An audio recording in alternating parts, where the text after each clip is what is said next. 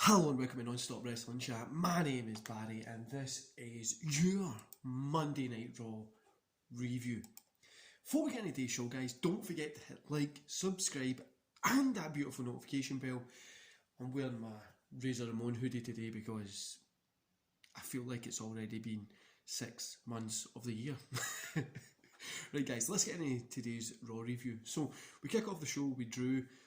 The Miz and Morrison eventually come out. And then Goldberg comes out pretty much just to say, me, you, Sunday, you're next.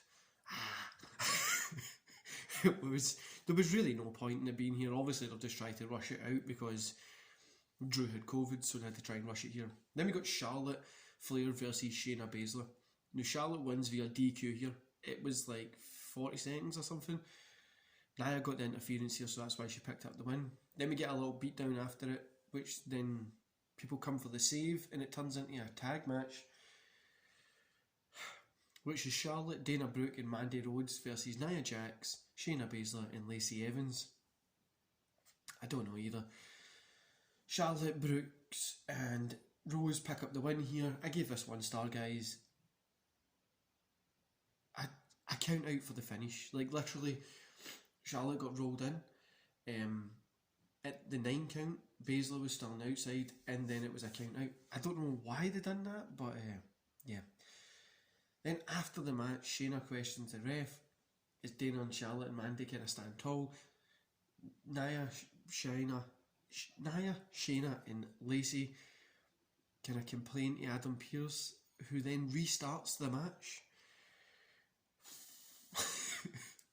Charlotte and Dana Brooke and Mandy Rhodes versus Nia Jax, Shayna Basler and Lacey Evans. The winners, Jax, Basler and Evans. 1 star, guys. What's going on? Is there no anybody else that they could have... So that's 3 matches there, right? Given that it was less than 10 minutes, the whole matches, or just at the 10-minute mark for the 3 of them.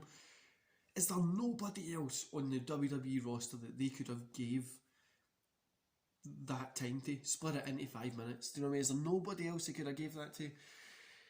Anyway. Then we got Slapjack versus Xavier Woods.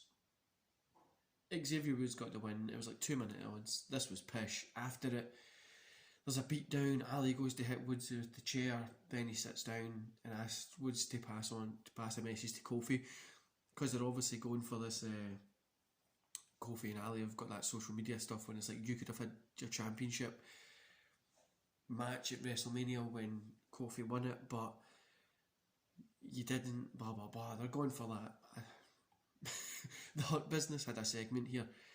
It was pretty cool. It ended with Riddle getting the knee on the MVP, which I think is really cool. Obviously then we ended up with...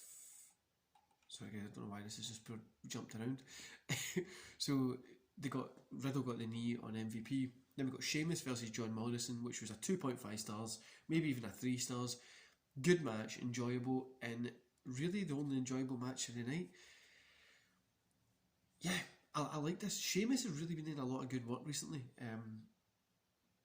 I just think they're giving him the opportunity just to go out there and wrestle, which is good at, and it's working well. Then after it, Miz grabs the mic and he says, you want to get ready for the Rumble? Up next, we've got Sheamus versus Miz and Morrison. And again, I can't help but question, is there a shortage of wrestlers at this point? Why are they doing doubling up on things? So then we got Sheamus versus Miz and Morrison. Miz and Morrison got the win. 2 stars here. At least Sheamus is still looking good, even if the stuff he's doing don't make sense. Then we got Flair, Lacey and Charlotte. They have like a thing in the back. See if they're going to do this gold digger thing, like with Lacey, like if she's going to try and get in there with Flair and stuff like that. Just go for it. Stop pussyfooting around it. Then AJ Styles versus R-Truth was next. AJ Styles got the win. This was like 2 minutes or something. Nothing really here. I mean, if you gave both these guys a 10-minute segment, they'd put on a great match, but they've got R-Truth as a comedy character, so you can't really have him going over against AJ. I'm not even going to rate that one, guys. wasn't even worth a rating. And Alexa had her thing in the ring, which was pretty cool, I would say. Matt Riddle versus Shelton Benjamin, Alexander, and MVP. Riddle got the win here. It was an okay match, nothing great, 2.5 stars. The best bit about it was the aftermath when Riddle was walking back and Lashley got him in that submission hold, which I'm excited to see Riddle and Lashley at the Rumble, just to see if they're going to put on a good match. Then Edge cuts a promo to say that he's going to be in the Rumble, which is pretty cool. I'm excited to see Edge in there. And are they going to maybe do a throw it left wing, or are they going to, I don't know, are they going to just put something that we don't expect and give Edge the win to let him go into WrestleMania and face Drew or face Roman? But who knows? In the main event, we've got Ahsoka versus Alexa Bliss. Bliss won via DQ because Orton gave her the RKO. At least Ahsoka didn't lose her belt and she kept it. Bliss was pretty good in this. It was an okay match. I gave it 2 stars. It was nothing special, you know what I mean? But out of the night, you had to make the best of it, and I would say it was okay. Overall, guys, the whole night I'm giving 2 stars. It was just there. Do you know what I mean? It was just a Raw. I hated the double up matches. I don't know why they had to do that. Really, there was no need for it.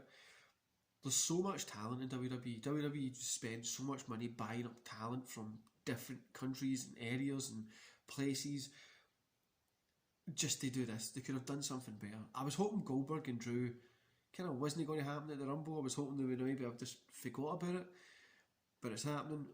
It's going to be cool for Drew, who's obviously grew up watching Goldberg, so it's going to be pretty cool. This show, I mean, see, it's a go-home show for the Royal Rumble.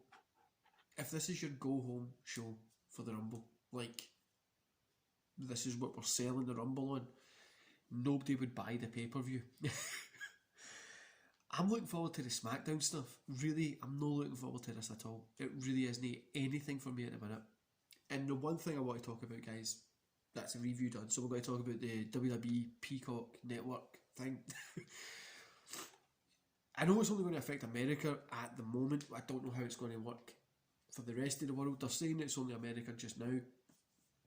But, that means because the network went to America before it was the rest of the world, so it's going to be the rest of the world soon.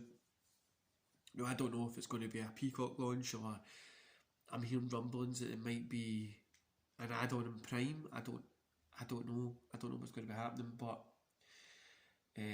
yeah, I can't remember the joke when it's Austin Powers, the ball guy. I can't remember what he's called. He turns around and he goes, $1 billion.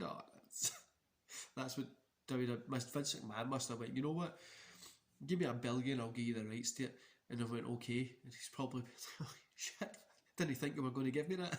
But I don't know how the guy was able to sell it. I have questions about the rest of the world. Like I said, I've heard some rumblings about the Prime stuff, but that might just be speculation. But yeah, that's a big deal for WWE. I know a lot of people are saying the Peacock stuff in America is pretty good. I know a few guys that live there that have got it, and they say some movies and that are pretty cool on it. They've got The Office on it, so it'll be pretty cool. It's kind of down that route anyway. All the kind of content's going to be over there, which to try and get more eyes in WWE, I think is probably going to be cool. But who knows? Anyway, guys, I hope you enjoyed the rest of your day. I hope you enjoyed this review, and I'll see you here later tonight for a podcast. We've got a podcast with Dan Williams, DWE, the YouTube channel.